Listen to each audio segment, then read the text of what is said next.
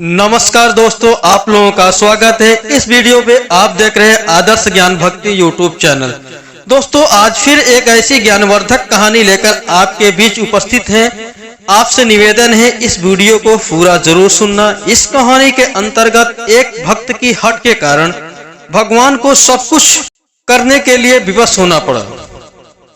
एक समय की बात है, मगध राज्य में एक छोटा सा गांव था। उसमें छोटा सा परिवार रहा करते थे।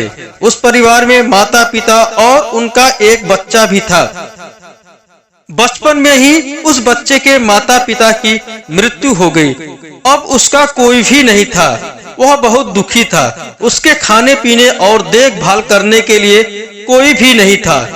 एक दिन वह भूख से परेशान होकर पास के आश्रम में गया और संत जी से कहने लगा, बाबा, आप सबका ख्याल रखते हैं, लेकिन मेरा इस दुनिया में कोई भी नहीं है। क्या मैं आपके आश्रम में रह सकता हूँ? मुझे केवल पेट भरने के लिए भोजन चाहिए। उसके बदले हम आपके सारे काम करूँगा। बालक की बात सुनकर संत को बड़ी दया आई और बोले, बेटा, तेरा नाम क्या है? उस बालक ने कहा, बाबा, मेरा कोई नाम नहीं है। तब संत जी ने बड़े आश्चर्य से उस बालक की ओर देखने लगे और फिर बोले, बेटा, आज से तुम्हारा नाम रामदास है और आज से तुम यहीं रहो। तुम्हें कहीं और जाने की आवश्यकता नहीं। तुम भी अन्य शिष्यों की भांति आश्रम में रह सकते हो। रामदास उसी दिन से आश्रम में रहने लगा और धीरे धीरे आश्रम के कार्य सीखकर सारे काम करने लगा। एक दिन की बात है, संत जी की आयु लगभग 80 वर्ष की हो गई थी। उन्हें तीर्थ यात्रा पर जाना पड़ा।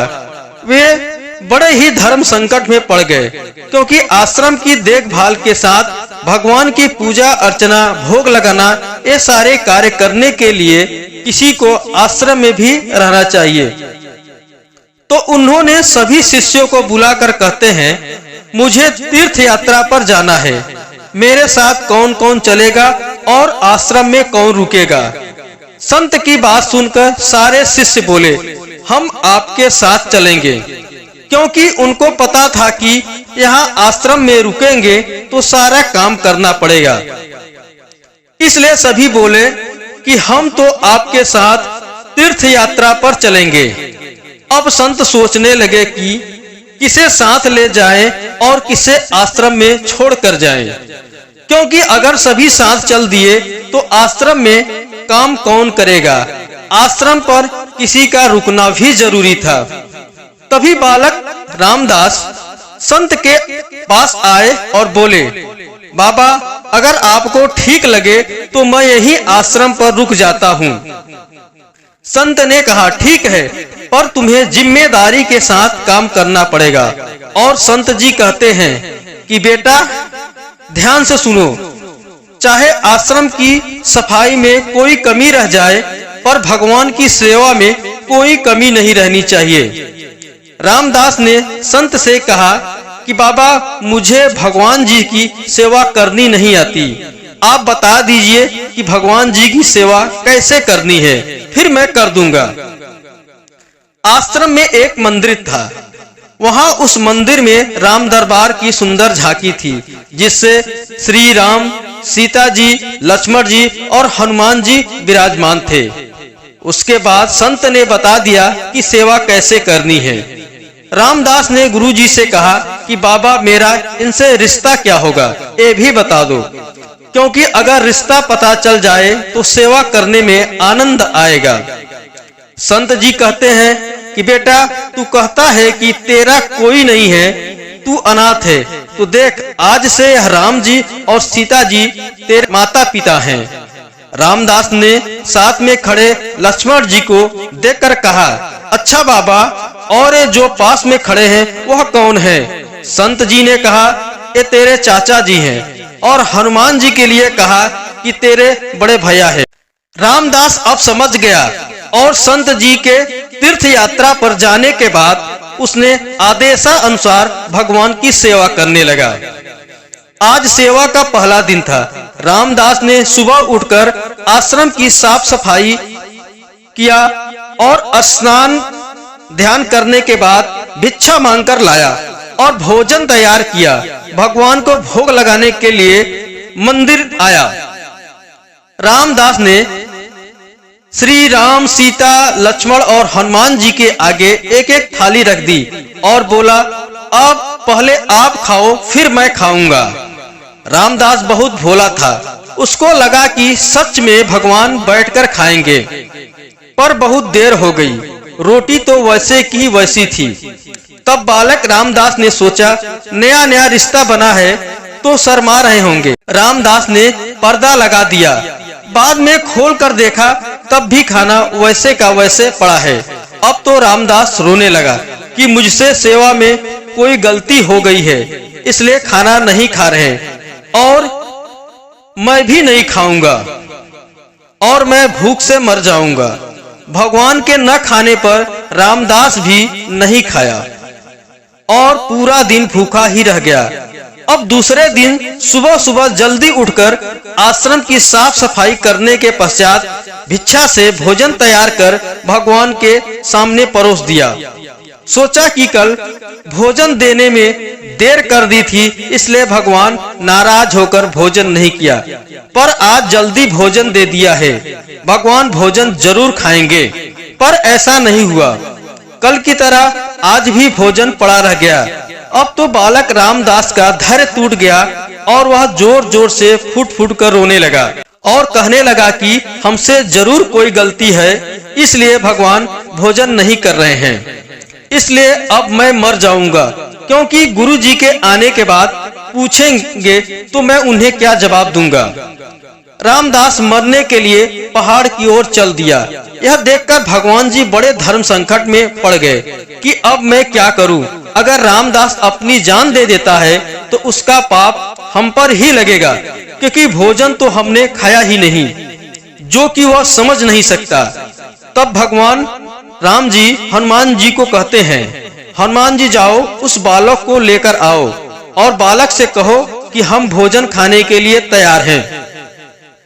हनुमान जी बड़े ही तेजी से रामदास के पास जाते हैं और रामदास कूदने ही वाला होता है कि हनुमान जी पीछे से पकड़ लेते हैं और बोलते हैं, क्या कर रहे हो? आत्महत्या करना पाप है, ऐसा नहीं करना चाहिए। रामदास बड़े ही गुस्से में कहता है, आप मुझे रोकने वाले हो कौन? हनुमान जी बड़े ही विनम्र भाव से बोले कि मैं तेरा भैया हूँ, इतनी जल्दी तुम मुझे भूल गए? रामदास कहता है, तो आप हैं, अब आए हो?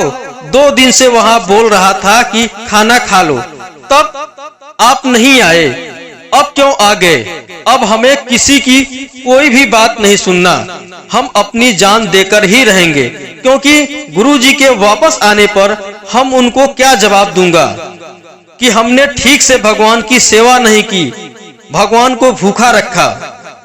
तब हनुमान जी बोले, पिताश्री का आदेश है कि अब हम साथ बैठकर खाना खाएंगे। यह सुनकर बालक रामदास का मन खिल उठा। वह तुरंत ही हनुमान जी के साथ आश्रम में लौट आया। फिर राम जी, सीता जी, लक्ष्मण जी, हनुमान जी साक्षात बैठकर भोजन करते हैं। इसी तरह रामदास रोज उनकी सेवा करता और भोजन करता। सेवा करते करते 15 दिन हो गए। एक दिन बालक रामदास ने सोचा कि कोई भी माँ बाप घर में काम तो करते ही हैं, पर मेरे माँ बाप तो कोई भी काम नहीं करते, सारे दिन खाते रहते हैं और आराम से सोते हैं। अब मैं ऐसा नहीं चलने दूंगा। रामदास मंदिर जाता है और कहता है, पिताजी आपसे कुछ बात करनी है। राम जी कहते हैं, बोल बेटा क्या बात है? रामदास कहता है, अब से मैं अकेले काम नहीं करूंगा, अब आप सबको भी काम करना पड़ेगा। आप तो बस सारा दिन खाते रहते हैं और मैं काम करता हूँ, अब ऐसा नहीं होगा। राम जी कहते हैं, तो फिर बताओ बेटा हमें क्या काम करना है? रामदास ने कहा, माता जी अब से रसोई आप संभालिए और चाचा लक्ष्मण जी आप सब्जी तोड़कर लाएंगे और भैया आप लकड़ियां लाएंगे और पिताजी आप कथा वाचने की सेवा लीजिए। सबने कहा ठीक है। अब सभी एक साथ मिलकर काम करते हुए एक परिवार की तरह सब एक साथ रहने लगे। कुछ दिन बाद वो संत तीर्थ यात्रा से लौट आए तो सीधा मंदिर में गए, क्योंकि उनको सबसे ज्यादा मंदिर में भगवान की चिंता रहती थी। मंदिर में जाकर देखा कि मंदिर से प्रतिमाएं गायब हैं। संत जी एकदम सन्न हो गए, जैसे उनके शरीर से उनका प्राण ही निकल चुका है। काफी देर तक स्तंभ की बात खड़े रहे। फिर संत ने सोचा कहीं रामदास ने प्रतिमा बेच तो नहीं दी। संत जी ने रामदास से बड़े जोर से बुलाया और पूछा, भगवान कहाँ गए? बालक रामदास भी अकड़ कर बोला कि मुझे क्या पता, रसोई में कभी काम कर रहे होंगे। संत बोले, ये क्या बोल रहे हो, तुम पागल तो नहीं हो गए हो? कहीं मूर्तियां भी रसोई में जाकर काम करेंगी? बालक ने कहा, बाबा मैं सच बोल रहा हूँ, जब से आप गए हो ये चारों काम में लगे हुए हैं। संत जी बड़े ही आश्चर्य में पड़ गए और मन ही मन बड़बड़ाने लगे। सचमुच में कहीं रामदास हमारे जाने के बाद पागल तो नहीं हो गया? फिर उन्होंने सोचा कि देखने में भी क्या बुराई है।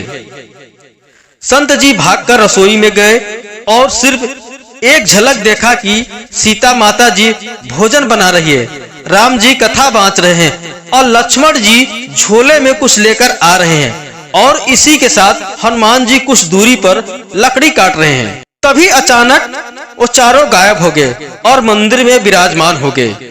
संत जी ने रामदास के पास गए और बोले, आज तुमने मुझे मेरे प्रभु मेरे भगवान का दर्शन कराया, तू धन्य है।